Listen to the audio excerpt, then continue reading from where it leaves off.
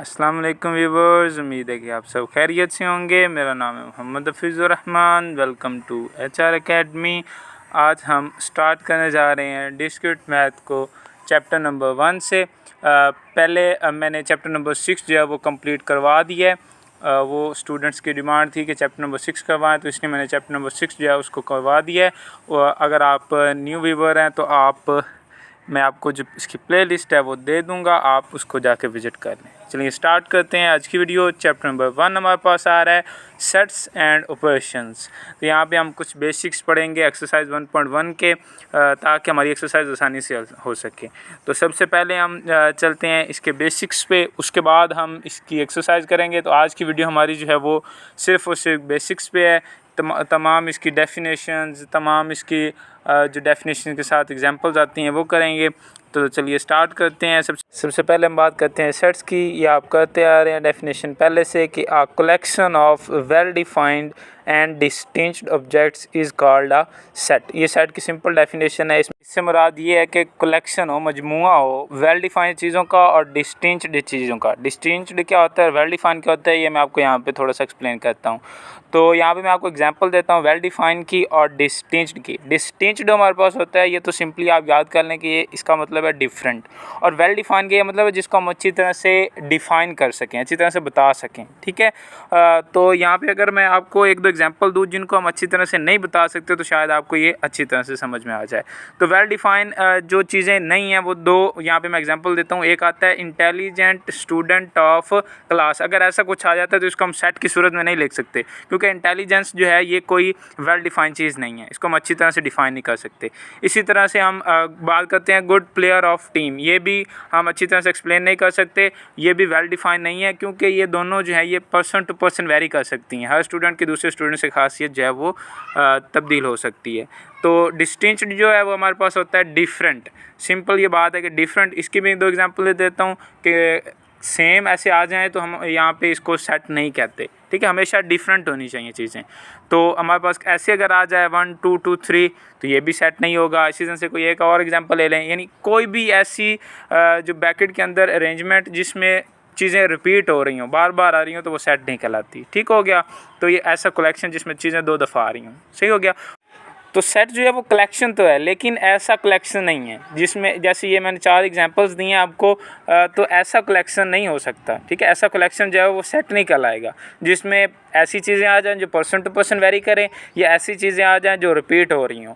यानी well defined भी होना चाहिए और डिस्टिंक्ट भी होना चाहिए, तभी ये कलेक्शन जो है वो सेट कहलाएगा। उम्मीद है कि इस बात की आपको समझ आई होगी। अब चलते हैं नेक्स्ट पे। नेक्स्ट हमारे पास आ रहा है मेथड्स ऑफ राइटिंग सेट को लिखने के तरीके। यहाँ पे 3 तरीके हमारे पास आते हैं सेट को लिखने के। हम FSC में भी पढ़ चुके हैं। तो there are 3 different ways of writing a set. एक सेट को लिखने के 3 तरीके हैं। पहला आता है जी डिस्क्रिप्टिव मेथड, बयानिया तरीका। ठीक है, बयान करके हम लिखें। यानी जैसे यहाँ पे मैं एग्जांपल आपको देता हूँ कि इन दिस मेथड हम क्या कहते हैं, a set is described in words. ठीक है, वर्ड्स में आता है। तो इसकी एग्जांपल हम लेते हैं तो हमारे पास सिंपल ये आएगी कि हम इसको लिख दें। जैसे हम कहते हैं कि इंग्लिश अल्फ़ाबेट के वावल्स हैं, तो इसको हम इस तरह से लिख दें, the set of all vowels of the English alphabet. तो ये हमारे पास क्या कहलाएगा, ये डिस्क्रिप्टिव मेथड होगा एक सेट को लिखने का। उसके बाद सेट को हम दूसरे तरीके से भी लिखते हैं, जो कि है टेबुलर मेथड उसको लिखने का।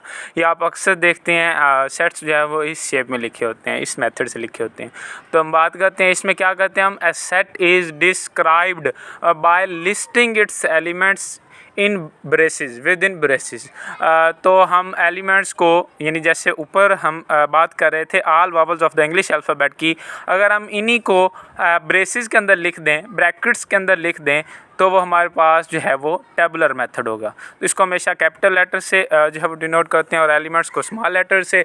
तो इस बात का भी आपने ख्याल रखना है, और उसके बाद आप इसको सिंपली इस तरह से लिख सकते हैं। तो ये जो तरीका है लिखने का, ये टेबुलर मेथड है।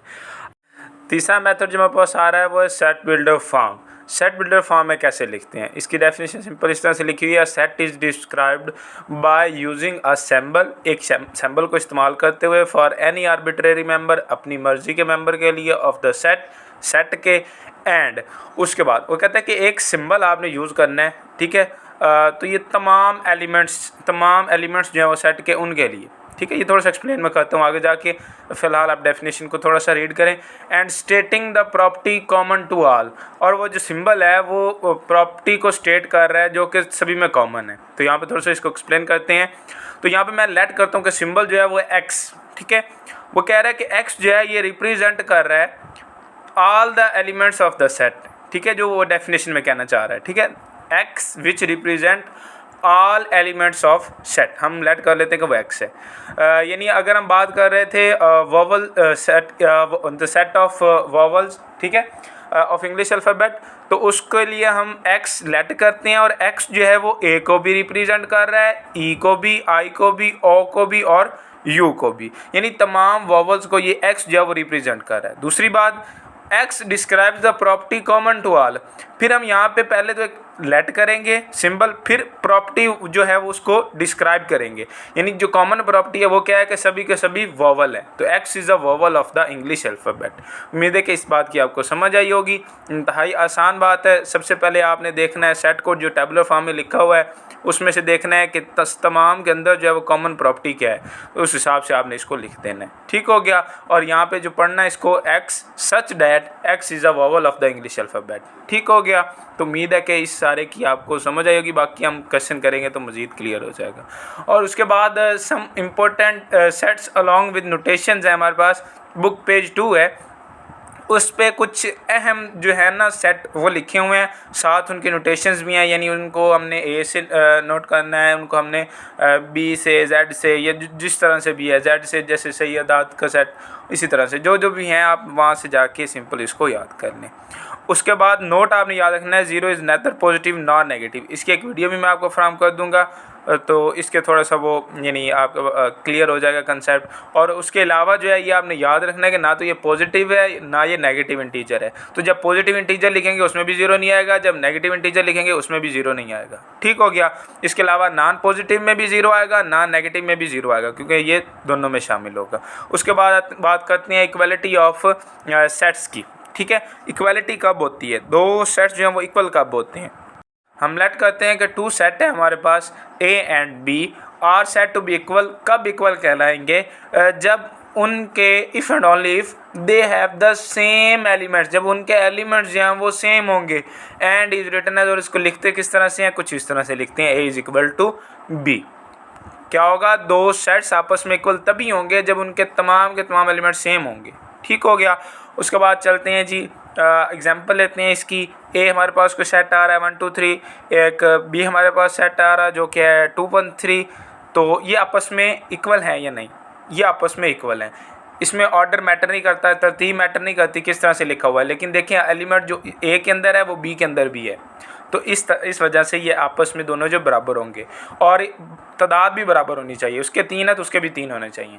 ये 1 to 1 कोरेस्पोंडेंस। 1 to 1 कोरेस्पोंडेंस क्या होता है, if the elements of two sets, दो सेट्स के एलिमेंट्स हम लें और उसको हम इस तरह से कर सकें कि पहले सेट का हर एलिमेंट दूसरे सेट के सिर्फ और सिर्फ एक एलिमेंट के साथ पेयर्ड हो सके, जोड़ा बना सके, तो इसको हम कहते हैं 1 to 1 कोरेस्पोंडेंस। यानी ए का भी 1 और बी का भी 1, लेकिन बी के ए के एलिमेंट्स जितने हैं बी के उससे ज़्यादा नहीं होने चाहिए। ठीक है, तभी 1 to 1 कोरेस्पोंडेंस बनेगी। नहीं तो बी के जो हैं अगर ज़्यादा होंगे तादाद में तो 1 to 1 कोरेस्पोंडेंस नहीं बन सकेगी। जैसे ये देखें, ए और बी में मैंने एग्जांपल दिया कैसर, हफीज़, अरशद, और बी है इमरान, नईम और ज़ुएब। तो 1 to 1 कोरेस्पोंडेंस इसमें क्रिएट हो रही है, क्योंकि इसमें नंबर ऑफ़ जो है वो एलिमेंट्स और नीचे वाले के नंबर ऑफ़ एलिमेंट्स सेम है, लेकिन ये आपस में इक्वल नहीं है। ठीक हो गया।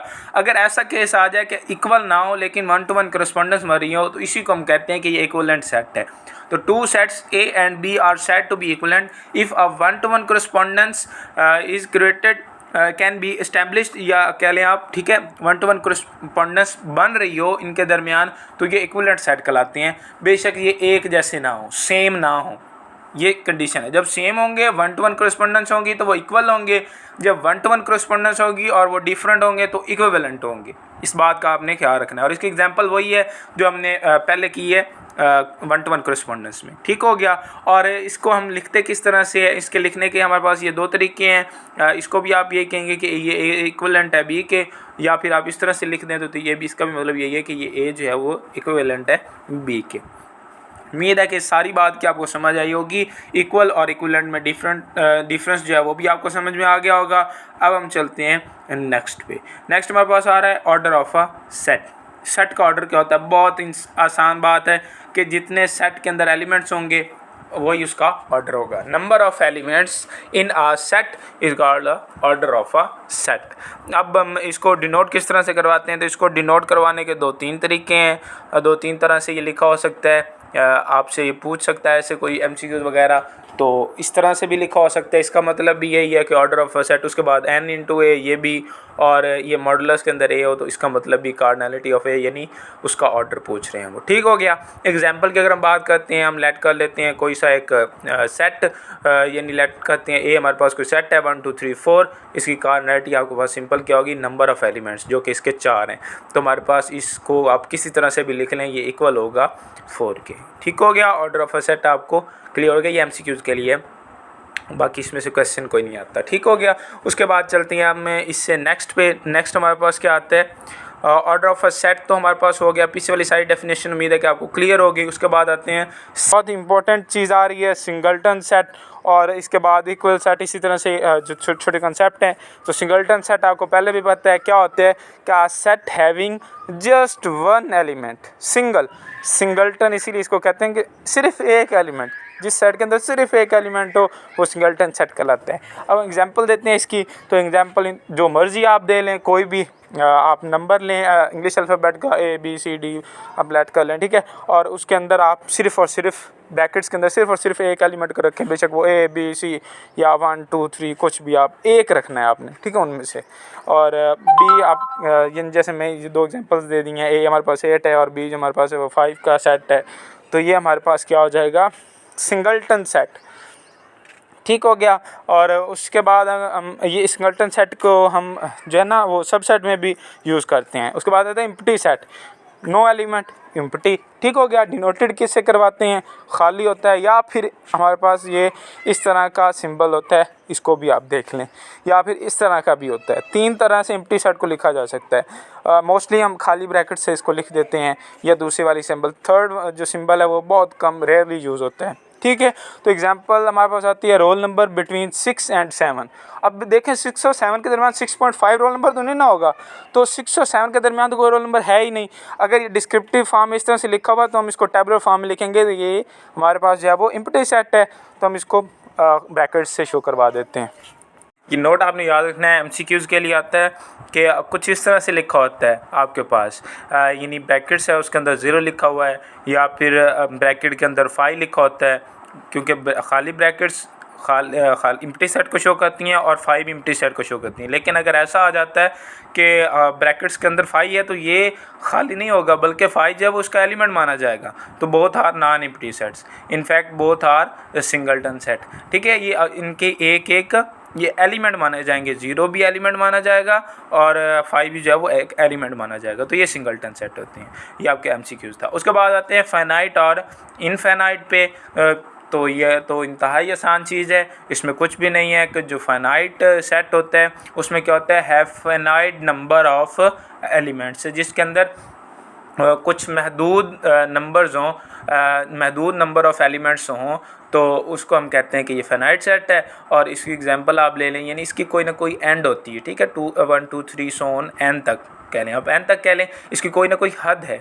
ठीक है। n जो है वो 1000 हो सकता है, 10,000 हो सकता है, लेकिन ये कुछ ना कुछ इसकी हद है। ठीक हो गया। उसके बाद हम एग्जांपल करते हैं इनफाइनाइट की। इनफाइनाइट क्या होता है? इनफाइनाइट सेट है इनफाइनाइट नंबर ऑफ एलिमेंट्स, यानी इसको हम डिफाइन ही नहीं कर सकते कि इसके अंदर कितने जो हैं वो एलिमेंट्स हैं। एग्जांपल इसके लिख लें आप, फाइनाइट और इनफाइनाइट, ये दोनों एग्जांपल्स हो जाएंगी। इसकी क्या होगी? इसका कोई एंड नहीं होगा। इनफाइनाइट नंबर ऑफ एलिमेंट्स होंगे। तो ऊपर वाला फाइनाइट, नीचे वाला इनफाइनाइट, ये भी एमसीक्यूज बहुत कम आता है।